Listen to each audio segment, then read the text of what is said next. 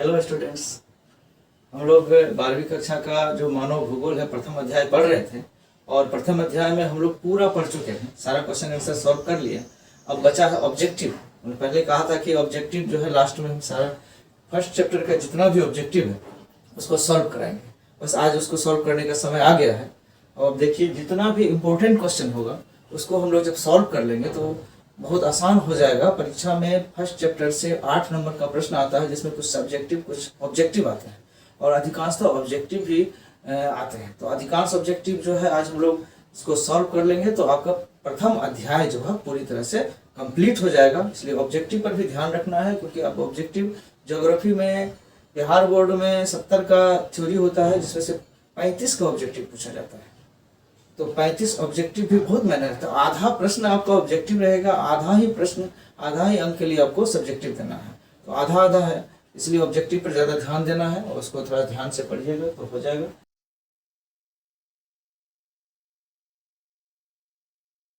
पहले ही बोर्ड पर हमारा लिखा हुआ है कि किसने मानव भूगोल को पृथ्वी और मानव समाजों के संबंधों का अध्ययन करा। किसने मानव भूगोल को पृथ्वी और मानव समाजों का अध्ययन करा। ये हम लोग जब मानव भूगोल का अर्थ और परिभाषा जब हम लोग पढ़े थे, पहला प्रश्न पढ़े थे, उसमें से ये प्रश्न है। उसमें पढ़े थे कि रेडजल और सैंपुल ने दो परिभाषाएं दी, अपना अपना परिभाषाएं दी है। इसमें रेडजल ने कहा था कि मानव भूगोल पृथ्वी और मानव समाजों के बीच के संबंधों का अध्ययन है। और वहीं से ये प्रश्न निकल करके आया है कि किसने मानव भूगोल को पृथ्वी और मानव समाज के संबंधों का अध्ययन कहा है। तो इसमें हो जाएगा रेडजल। रेडजल इसका उत्तर हो जाएगा रेडजल। तो इसका जवाब हो गया रेडजल। किसने मानव भूगोल को पृथ्वी और मानव समाज के बीच संबंधों का अध्ययन करा। अब दूसरा प्रश्न है, उसी से है, मानव भूगोल की परिभाषा से है। याद कीजिएगा कि सैंपुल महोदय की परिभाषा दी गई थी जिसने कहा था कि मानव भूगोल अस्थिर पृथ्वी और क्रियाशील मानव के बीच के संबंधों का अध्ययन है। अस्थिर पृथ्वी और क्रियाशील मानव के बीच के संबंधों का अध्ययन किसने बताया है मानव भूगोल को। तो यहां पर हो जाएगा सैंपुल। या सैंपल भी लिख सकते हैं, सैंपल ही लिख लीजिए, सैंपल, इसी सैंपल। और ये जो है सैंपल जो है ये रेडजल की ही शिष्या, इसकी जो है रेडजल की शिष्या थी और अमेरिका से आई थी। याद रखिएगा सैंपल जो है जर्मनी की नहीं थी। रेडजल जर्मनी के भूगोलवेत्ता थे और सैंपल जो है अमेरिका से आई थी और रेडजल से पढ़ने के लिए जर्मनी आई और रेडजल की शिष्या बनी और फिर पढ़ करके वापस गई और अमेरिका में ही अपना उन्होंने भूगोल का ज्ञान को बढ़ाया। अब अगला प्रश्न पर आते हैं, 3 नंबर। आधुनिक मानव भूगोल के संस्थापक कौन है, बताइए। आधुनिक मानव भूगोल के संस्थापक कौन है। आधुनिक मानव भूगोल के संस्थापक जैसे पहले ही बताए थे रेटजल महोदय हैं, फ्रेडरिक रेटजल। आधुनिक मानव भूगोल के संस्थापक कौन है, फ्रेडरिक रेटजल। सिर्फ आप रेटजल याद कीजिए हो जाएगा। अगला प्रश्न है, एंथ्रोपोज्योग्राफी के लेखक कौन है। एंथ्रोपोज्योग्राफी एक किताब है, बहुत ही अच्छी किताब है और आधुनिक किताब मानी जाती है, भूगोल की आधुनिक किताब। आधुनिकता यहीं से शुरू हुआ। एंथ्रोपोज्योग्राफी, एंथ्रोपोज्योग्राफी के लेखक कौन है, इस किताब के लेखक कौन है, किसने इसकी रचना की है बताइए। और इसकी रचना रेटजल महोदय ने ही की है। रेटजल कहाँ के थे, याद रखना है, रेटजल जर्मनी के थे। रेटजल कहाँ के विद्वान थे, जर्मनी के थे। आगे आइए, अगला प्रश्न है, मानव पर भौगोलिक वातावरण के प्रभाव। मानव पर भौगोलिक वातावरण के प्रभाव पुस्तक के लेखक कौन है। बहुत इंपॉर्टेंट प्रश्न है, इसका जवाब भी हो जाएगा सैंपुल महोदया। सैंपुल महोदया, इसी सैंपुल महोदया, ये भी निश्चयवाद के समर्थक थी और रेटजल से निश्चयवादी ज्ञान जो है प्राप्त किया था और भूगोल का बहुत सारा ज्ञान प्राप्त किया। अब अगला प्रश्न पर आइए, आधुनिक निश्चयवाद के प्रवर्तक कौन है। हमने आपको 3 सिद्धांत बताया था, निश्चयवाद, संभववाद और नव निश्चयवाद। निश्चयवाद, संभववाद, नव निश्चयवाद। उसी में से तीनों वाद में से एक पहला जो वाद है आधुनिक निश्चयवाद के प्रवर्तक कौन है, बताइए कौन है।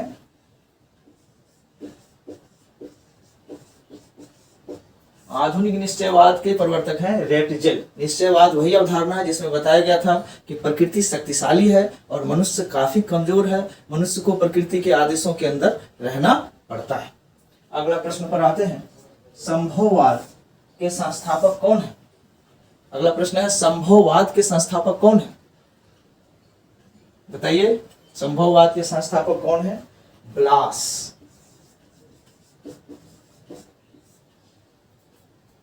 संभववाद के संस्थापक हैं ब्लास। अगला जो वाद है, निश्चयवाद के बाद है संभववाद, जो फ्रांस में विकसित हुआ। ब्लास कहाँ के थे? फ्रांस के थे। ब्लास कहाँ के थे? फ्रांस के थे। और संभववाद के संस्थापक थे, जिसमें यह कहा गया था कि मनुष्य के लिए सब कुछ संभव है, मनुष्य पर्यावरण का दास नहीं है बल्कि वह पर्यावरण का विजेता। रेटजेल जो बोला था, रेटजेल जो बोले थे उसका उल्टा, निश्चयवाद का उल्टा संभववाद। अगला प्रश्न है, संभववाद शब्द का प्रथम प्रयोग किसने किया? संभववाद शब्द का प्रथम प्रयोग किसने किया? ब्लास निश्चित रूप से वो संभववाद के संस्थापक है, संभववाद पर उन्होंने किताब भी लिख दिया, परंतु संभववाद शब्द जो है, पॉसिबिलिज्म शब्द का प्रथम प्रयोग किसने किया? वो ब्लास ने नहीं किया, कोई और किया। वो बताइए, उसका नाम बताइए। उसका नाम है फेब्रे, लूसियन फेब्रे। आपको शॉर्ट नाम ही लिख दिए हैं, पूरा नाम होता है लूसियन फेब्रे। संभववाद शब्द का प्रथम प्रयोग किसने किया? लूसियन फेब्रे। संभववाद के संस्थापक कौन है? ब्लास। आधुनिक निश्चयवाद के प्रवर्तक कौन है? रेटजेल। मानव पर भौगोलिक वातावरण के प्रभाव पुस्तक के लेखक कौन है? सैम्पुल। एंथ्रोपोज्योग्राफी के लेखक कौन है? रेटजेल। आधुनिक मानव भूगोल के संस्थापक कौन है? रेटजेल। ये सब प्रश्न को आप बढ़िया से याद कीजिए। फिर मैं अभी जो है फिर अगला प्रश्न जो है बोर्ड पर लिख रहा हूं। आइए अब आगे बढ़ते हैं और अगला प्रश्न सॉल्व करते हैं। 9 नंबर प्रश्न है, मानव भूगोल के सिद्धांत पुस्तक के लेखक कौन है? मानव भूगोल के सिद्धांत, मानव भूगोल के नहीं, मानव भूगोल का सिद्धांत, मानव भूगोल का सिद्धांत पुस्तक के लेखक कौन है? तो मानव भूगोल के सिद्धांत पुस्तक के लेखक ब्लास महोदय हैं। ब्लास महोदय वही है जो संभववाद के संस्थापक हैं, वही एक पुस्तक लिखे थे मानव भूगोल का सिद्धांत। हालांकि ये पुस्तक जो है वो लिखे पर उसका प्रकाशन नहीं हो पाया था। प्रकाशन जो है उसके मरने के बाद हुआ था। ये याद रखना है कि इस पुस्तक के लेखक कौन है? ब्लास, मानव भूगोल, प्रिंसिपल्स ऑफ ह्यूमन ज्योग्राफी। अगला प्रश्न पर आइए, 10 नंबर प्रश्न पर, संभववाद में किसे शक्तिशाली बताया गया? हम लोग पहले से जानते हैं कि संभववाद में मनुष्य को शक्तिशाली बताया गया और पर्यावरण को कमजोर बताया गया। और यह कहा गया कि मनुष्य ज्ञान और तकनीकी शक्ति के बल पर पर्यावरण को परिवर्तन कर सकता है, पर्यावरण में बड़ा बदलाव ला सकता है, पर्यावरण का निर्माण भी कर सकता है और नष्ट भी कर सकता है पर्यावरण को। इस तरह से मनुष्य को सबसे बहुत अधिक शक्तिशाली ब्लास महोदय ने संभववाद विचारधारा में माना है। तो इसका तो मानव को शक्तिशाली बताया गया। संभववाद में किसे शक्तिशाली बताया गया? संभववाद में मानव को शक्तिशाली बताया गया। निश्चयवाद में किसे शक्तिशाली बताया गया? तो निश्चयवाद में पर्यावरण को ज्यादा शक्तिशाली बताया गया। निश्चयवाद में कहा गया था कि पर्यावरण शक्तिशाली है, मनुष्य काफी कमजोर है, और संभववाद में बताया गया कि मानव काफी शक्तिशाली है, उसके पास ज्ञान है, तकनीकी शक्ति है, जिसके बल पर वह पर्यावरण को काफी हद तक पूरे तौर पर भी बदल सकता है। तो ये निश्चयवाद हो गया। आगे देखते हैं, नव निश्चयवाद आता है। तीसरा वाद जो है, तीसरा जो विचारधारा है मानव भूगोल में, वह नव निश्चयवाद। नव निश्चयवाद के संस्थापक कौन है? नव निश्चयवाद के संस्थापक कौन है बताइए? नव निश्चयवाद के संस्थापक है टेलर महोदय। टेलर महोदय, उन्होंने एक पुस्तक का निर्माण की, जो है पुस्तक को लिखा था। ऑस्ट्रेलिया नामक एक पुस्तक है, उसी ऑस्ट्रेलिया नामक पुस्तक में ही टेलर महोदय ने अपना सारा विचार दिया था। सारा जो ये नव निश्चयवाद का जो भी निचोड़ दिया, उन्होंने विचारधारा दिया, ये ऑस्ट्रेलिया नामक पुस्तक में ही दिया। तो इसका जवाब हो जाएगा टेलर। अगले प्रश्न पर आइए, रुको और जाओ निश्चयवाद किसने दिया? रुको और जाओ निश्चयवाद बहुत ही इंपॉर्टेंट ऑब्जेक्टिव है, बहुत ही इंपॉर्टेंट ऑब्जेक्टिव VVI। रुको और जाओ निश्चयवाद किसने दिया? तो हम लोग सभी लोग जानते हैं कि इसको तो पढ़ चुके हैं कि नव निश्चयवाद का ही दूसरा नाम है रुको और जाओ निश्चयवाद।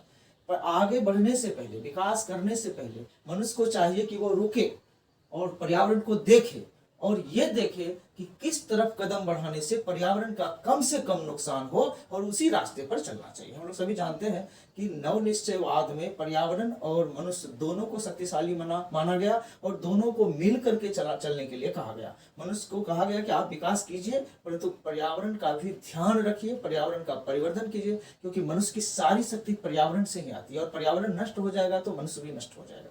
इसीलिए ये ध्यान रखना है कि हम अपना विकास करें पर उसके पहले रुकें, देखें और ये देखें कि कम से कम नुकसान पर्यावरण का किस रास्ते पर हो रहा है, उसी रास्ते पर चलिए। इसलिए कहा गया रुको और जाओ निश्चयवाद। तो इसका जवाब हो गया टेलर। अगले प्रश्न पर आइए। रुको और जाओ निश्चयवाद का दूसरा नाम क्या है? या रुको और जाओ निश्चयवाद का दूसरा नाम क्या है? तो उसका दूसरा नाम नव निश्चयवाद है, जो टेलर नहीं दिया है। और कभी कभी आएगा कि नव निश्चयवाद का दूसरा नाम क्या है? तो नव निश्चयवाद का दूसरा नाम रुको और जाओ निश्चयवाद है। तो यहां पर हो जाएगा नव निश्चयवाद। नव निश्चयवाद किस विचारधारा या वाद में पर्यावरण और मनुष्य दोनों को शक्तिशाली माना गया है? किस विचारधारा वाद में पर्यावरण और मनुष्य दोनों को शक्तिशाली, दोनों को समान महत्व दिया गया है? अभी हमने बताया कि ये नव निश्चयवाद में पर्यावरण और मनुष्य दोनों को मिल करके चलने के लिए कहा गया। तो इसका जवाब हो जाएगा नव निश्चयवाद।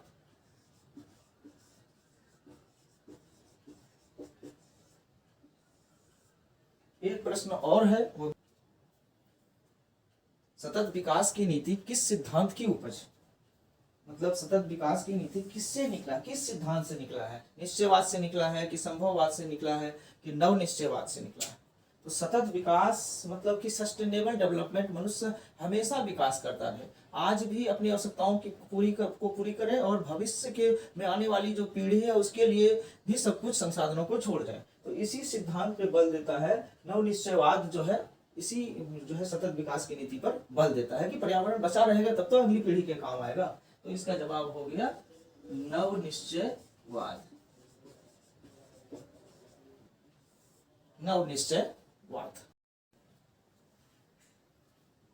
अगला प्रश्न पर आइए। 18 नंबर प्रश्न है, मानव धरातल की उपज है, किसने कहा? मानव धरातल की उपज है, ये किसने कहा? ये पूछता है परीक्षा में, बिहार बोर्ड की परीक्षा में। तो इसका जवाब हो जाएगा सिंपुल। मानव धरातल की उपज है, सिंपुल महोदय ने कहा है। और मानव पर्यावरण का दास है, ये किसने कहा है? मानव पर्यावरण का दास, ये कहा है रेटजेल।